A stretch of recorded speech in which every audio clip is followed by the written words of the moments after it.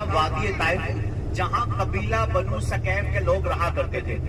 इसी कबीला बनु सकैफ के अंदर हुजूर नबी रहमत शफी उम्मत सल्लल्लाहु अलैहि वसल्लम ने लोगों को दीन इस्लाम की दावत पेश की। लोगों ने दीन इस्लाम की दावत को कबूल न किया और हुजूर नबी करीम सल्लल्लाहु अलैहि वसल्लम पर पत्थर बरसाए।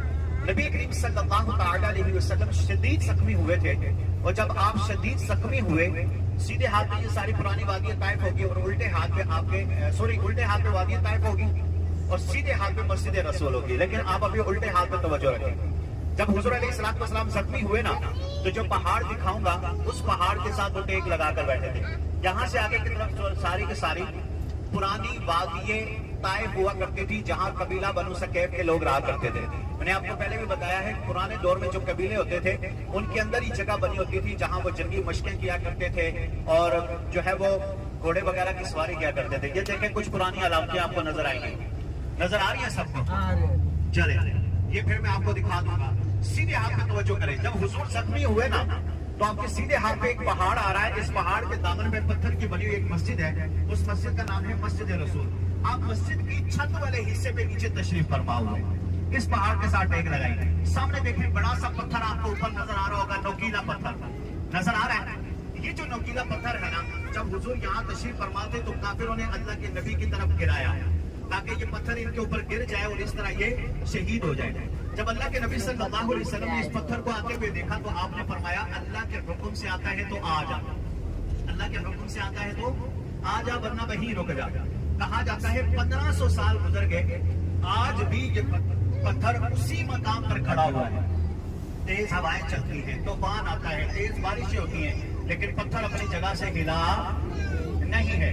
याद रखिएगा, मैं और आप उस नबी के मानने वाले हैं जो जमीन पर खड़े होकर आसमान पर चांद के 2 टुकड़े करते हैं।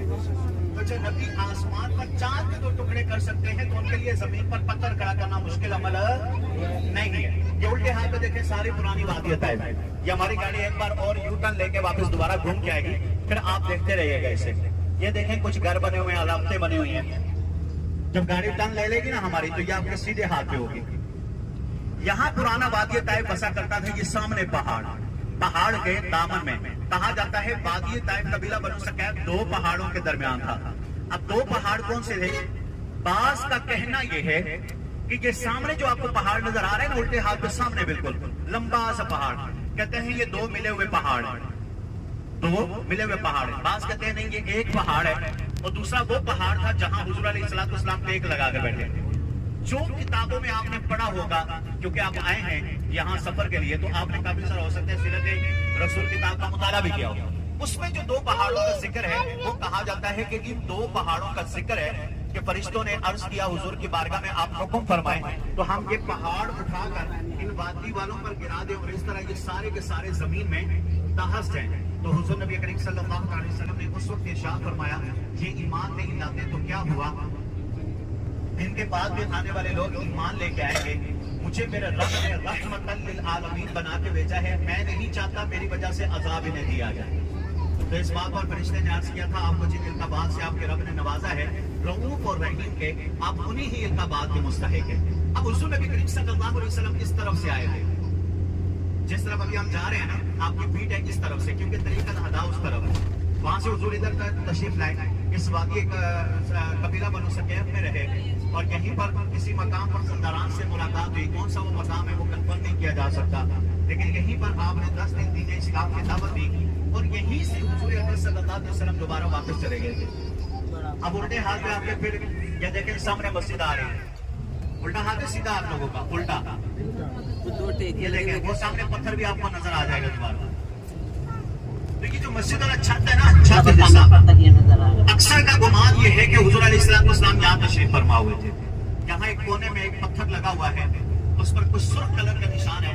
साथ ही कहते हैं हुजूर ने यहाँ टेक लगाई थी और ये अभी वो खून के निशान है। तो याद रखिएगा, हुजूर के खून के निशान जमीन पर नहीं, हम इस चीज के कायल हैं। क्यों? इसलिए कि अगर हुजूर अलैहिस्सलातु वस्सलाम का खून मुबारक जमीन पर लग जाता तो कयामत कायम हो जानी थी।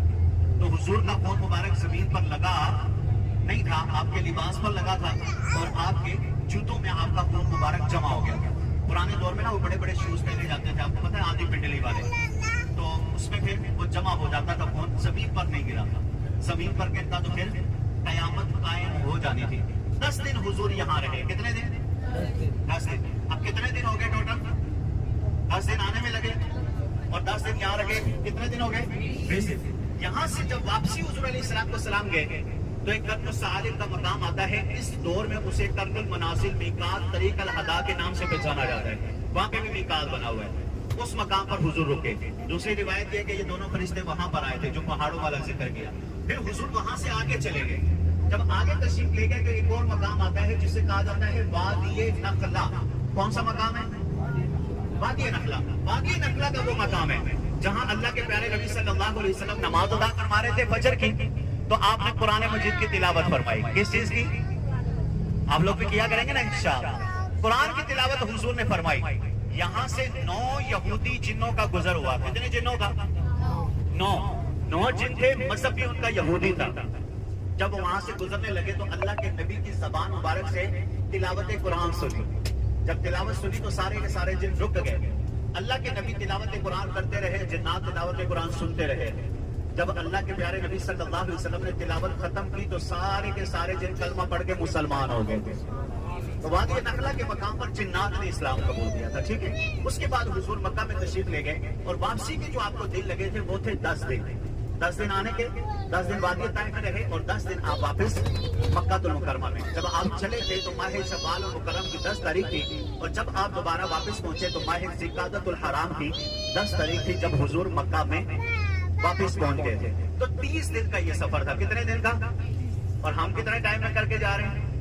7 گھنٹے میں ہمارا یہ سفر مکمل ہو جائے گا. اللہ اکبر, اللہ اکبر. اللہ ان مقامات کی ہمیں برکتیں نصیب فرمائے.